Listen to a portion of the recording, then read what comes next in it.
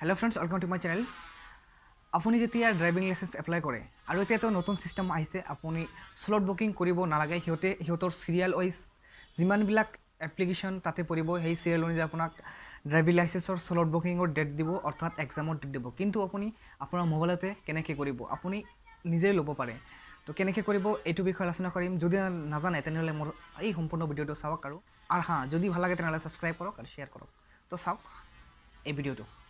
তো ফাইনেলি আমি আহিলোঁ মোবাইলৰ স্ক্ৰীনলৈ আৰু ইয়াতে আপুনি চাৰ্চ কৰিব প্ৰথমতে পৰিবহণ বিভাগৰ যিটো অফিচিয়েল ৱেবছাইট আছে আপুনি পৰিবহণ চাৰ্চ কৰিলে ইয়াতে আহি যাব পৰিবহণ.gov.in চাৰ্চ কৰিলে আহি যাব মই চাৰ্চ কৰি দিছোঁ চাৰ্চ কৰি দিয়াৰ পিছত সিহঁতৰ অফিচিয়েল যিটো ৱেবছাইট এইটো খোল খাব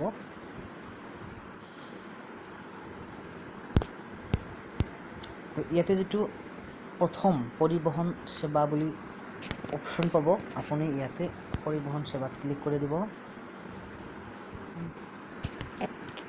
তো ফাইনেলি ইয়াতে ৱেবছাইটৰ যিটো পেজ এইটো খোল খাইছে ইয়াৰ আপুনি ইয়াতে দুটা অপশ্যন পাব ভেহিকেল ৰেজিষ্ট্ৰেশ্যন ৰিলেটেড ছাৰ্ভিচ আৰু ড্ৰাইভিং লাইসেন্স ৰিলেটেড ছাৰ্ভিচ আমি যিহেতু ড্ৰাইভিং লাইসেন্সৰ স্লট বুকিং কৰিম আৰু ড্ৰাইভিং লাইসেন্সৰ সম্পূৰ্ণ জানকাৰীবিলাক ইয়াতে দিছে ইয়াতে আপুনি ক্লিক কৰিব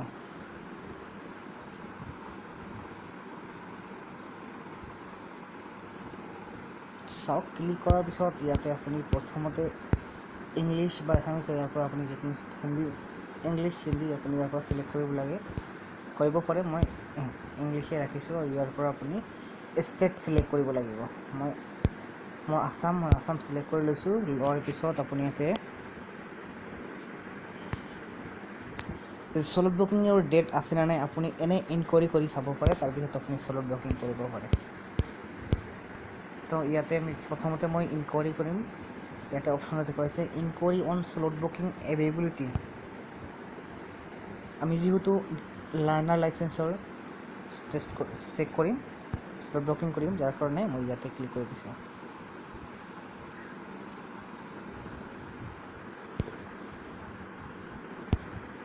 তো ইয়াৰ পিছত আপুনি ইয়াতে চাৰ্চ কৰিব নালাগে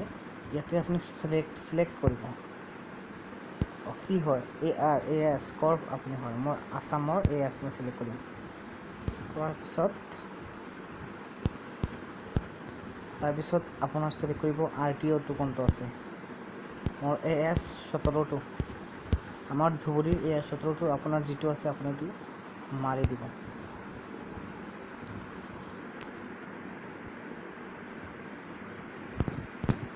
দিয়াৰ পিছত চাওক ধুবুৰী ইয়াতে হৈ গৈছে RTO ইয়াতে হৈ গৈছে আৰু ইয়াতে ডেট এভেইলেবল আছে নে নাই এইটো আপুনি চাব পাৰিব চাওক যিবিলাক ব্লু হয় এইবিলাক হ'ল হলিডে আৰু যিবিলাক ৰেড কালাৰৰ নট এভেইলেবল আছে আৰু টাইমটো কেতিয়াৰ পৰা কেতিয়া হ'ব আপুনি বুকিং কৰিব 10 AM to 14 PM অৰ্থাৎ 2টালৈকে আপুনি কৰিব পাৰিব তো তেতিয়া মই হোমত যাম হোমত গৈ পেলাই ইয়াতে কেনেকৈ কৰিব লাগে মই আপোনাক দেখুৱাই দিম বাৰু যদিও এতিয়া নাই তেতিয়া আপুনি পিছতো কৰিব পাৰিব আকৌ আপুনি হোম পেজত যাব আৰু ইয়াতে আপুনি 3 নম্বৰ অপশ্যন এপইণ্টমেণ্টছ অৰ্থাৎ স্লট বুকিং কৰাৰ বাবে option appointment slot booking learner licence টেষ্টৰ কাৰণে স্লট বুকিং আমি কৰিম তো ইয়াতে আপুনি সাৰথী বাহন ইয়াতে চিলেক্ট কৰিব তাৰপিছত ইয়াৰ পৰা আপুনি কৰিব পাৰে কিন্তু মই ইয়াৰ পৰা নকৰোঁ কাৰণ মোৰ এপ্লিকেশ্যন নাম্বাৰটো মনত নাই ইয়াৰ পৰা আপুনি এপ্লিকেশ্যন নাম্বাৰ দিব আৰু ইয়াতে ডেট অফ বাৰ্থ দি কেপচা কোডটো বহাই দি ছাবমিট কৰি দিব তাৰপিছত মোবাইল নাম্বাৰত OTP যাব আৰু তাৰপিছত আপুনি ডেট ইয়াৰ পৰা ওলাব তাৰপিছত কৰিব পাৰিব মই ইয়াৰ পৰা নকৰোঁ মই বেলেগ ছাইডৰ পৰা কৰিম আৰু বেলেগ এটা অপশ্যন আছে ইয়াতে আপুনি অনলাইনত ক্লিক কৰিব কৰাৰ পিছত আপুনি এপ্লিকেশ্যন ষ্টেটাছত ক্লিক কৰিব কৰাৰ পিছত আপুনি ইয়াতে ইয়াৰ পৰা এপ্লিকেশ্যন নাম্বাৰবিলাক দিব মোৰ আচলতে মনত নাছিল যাৰ কাৰণে ইয়াতে মোৰ ছেভ আছে যাৰ কাৰণে ইয়াতে আহিছোঁ আৰু ইয়াৰ পৰা ডেট অফ বাৰ্থ দিব ডেট অফ বাৰ্থটো মই দি দিছোঁ বাৰু আৰু ইয়াতে ছাবমিট কৰি দিব দিয়াৰ পিছত ইয়াতে চব ইনফৰমেশ্যনবিলাক আহি যাব কাৰ কি আছে। এতিয়া আমি শ্লট বুকিং কৰিম। শ্লট বুকিঙত ক্লিক কৰাৰ পিছত আপুনি ইয়াতে প্ৰচেছ মাৰি দিব। দিয়াৰ পিছত যিটো মোবাইল নাম্বাৰ ৰেজিষ্টাৰ কৰা আছে,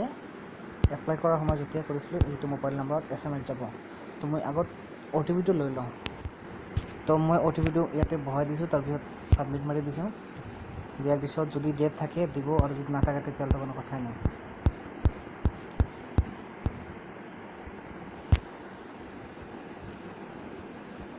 book to process to book. Next 30 days slot are not available, মানে নাই, শ্লট বুকিং এতিয়া নাই। আপুনি 30 দিনৰ পিছতে এপ্লাই কৰিব পাৰিব। আৰু যদি থাকে তেতিয়াহ'লে যে তলত আপুনি দেখা পাইছে ভিডিঅ' তলত এনেকুৱা থাকিব, কেলেণ্ডাৰ থাকিব। ইয়াৰ পৰা আপুনি প্ৰিভিয়াছ বা নেক্সট মান্থ কোনটোত আপুনি দিব, নেক্সট মান্থ কৰিলে আপুনি ক'ত আছে চব আপুনি চাব পাৰিব। তো আজিৰ ভিডিঅ'টো আছিল এইখিনিলৈকে। যদি ভাল লাগে তেনেহ'লে ছাবস্ক্ৰাইব কৰক আৰু শ্বেয়াৰ কৰক।